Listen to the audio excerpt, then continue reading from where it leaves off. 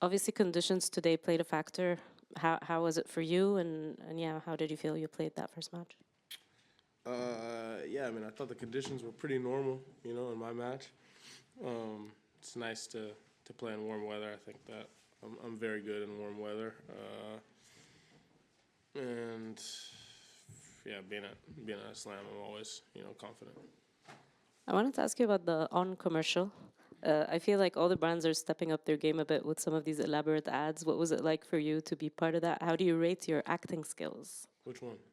There was one with many of you that just dropped in the store. Oh, yeah. No, it was sick. It's always fun to be able to collab with other athletes and, other stars that the company has. It was fun, to kind of do that a few days before the French Open started. But it was cool. It was a great idea of kind of the release or drop of the new kits. I think they look great, honestly. One of my favorite kits so far. Happy with how they came out, and yeah. Ben, well played today. Thanks. Just having played very hyped matches both on Ash and on Chatrier, I wonder if you could compare for me the experience of playing matches in those two places. Obviously, you get a lot of support in both places, but it's a little bit different inside of Ash. You said Ash versus Chatrier? Yeah. I didn't play on Chatrier today. I know that. Okay. All right. Yeah, it's just yeah, I mean, Ash is my favorite court in tennis. There's a buzz about that tournament that's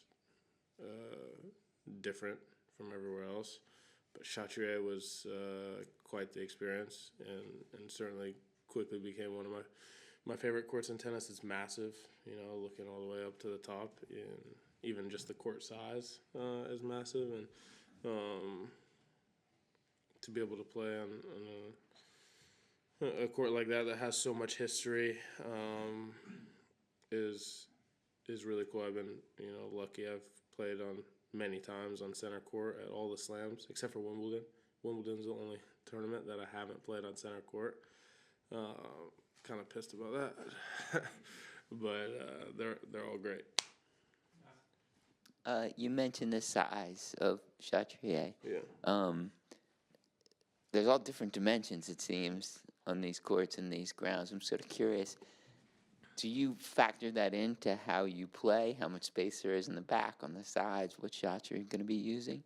And if, no? Yeah, no, I was going to say yeah. Yeah, oh, okay. If so, how? Yeah, 100%. I mean, you play out on, like, court 7. The guy can't return from 20 feet behind the baseline. There's just not as much space. So, for me, I know that using rising serves, heavier serves, they're going to struggle with a lot more because they can't go back far enough that the ball is gonna drop. At the same time, those outside courts, I feel, are a little bit quicker and more slippery. You can move a little bit better on the courts that are inside the stadiums, and it slows down a little bit, which on a day like today I actually like. Having a little bit more clay, playing a little bit slower, and being able to control the ball. But on clay, there's so many different factors depending on, the day, the weather, the type of clay, like you said. And actually, Lenglen is pretty small compared to Chatrier, the court dimension. I felt like some of the slice serves that I hit, I had the guy on the side fence. And there's not quite as much room behind the baseline, so I really like playing on that court. Hello, Ben. Congratulations. In the second round, you're going to play a Belgian player, Raphaël Collignon. Do you know anything about him? Yeah, I think he's a great player. I feel like he made a big breakthrough kind of last year.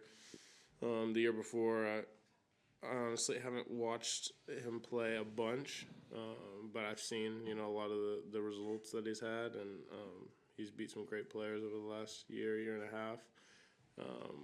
Obviously a big guy, serves well, and looking forward to the first matchup with him. But I'm not sure how big of a basketball fan you are. Are you following? Yeah, I follow. I've been just speaking to some of the players about Wemby. what he's been able to do? Do you wake up and look at the highlights and the stuff he's been able to do, especially in this series? And yeah, just what are your thoughts on what he's doing? Yeah, I have a lot of thoughts. I think he's a ridiculous basketball player. I think he's probably the best player in the world right now, in my opinion. And I mean, the guy's 7'6", pulling up from the logo. Like, he's doing some of the most ridiculous stuff I've ever seen in my life. I think that they're gonna win, to be honest, and I'm cheering for them. I'd love to see the Spurs get a title this year. I think that, you know, they have a certain edge to their team that I like. Like, I enjoy watching them. We were talking about it this morning.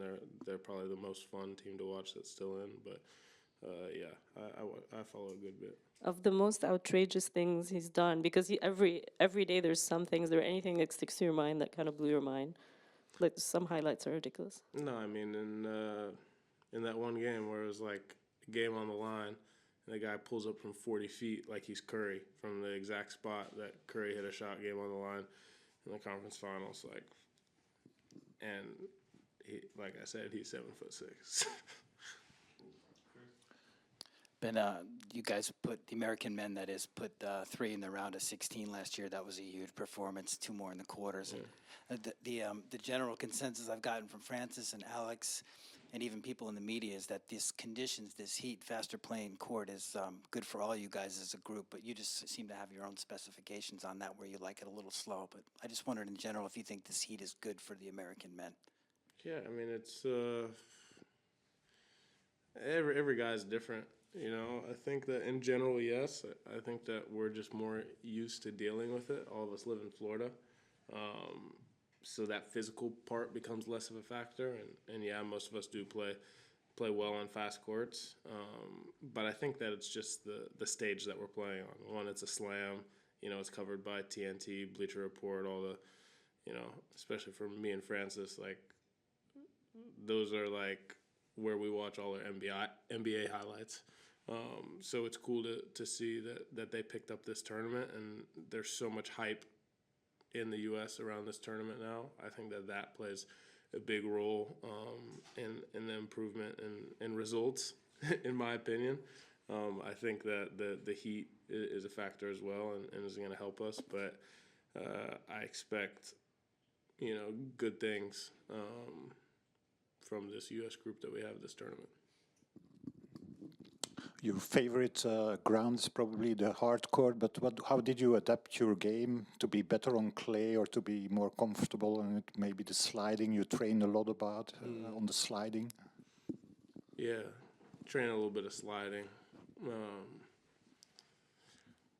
And I think that, you know, with my game style, you have a little bit more time. I think putting an emphasis on being able to find a lot of forehands, dictate with my forehand is really important. But yeah, the movement is the most important piece.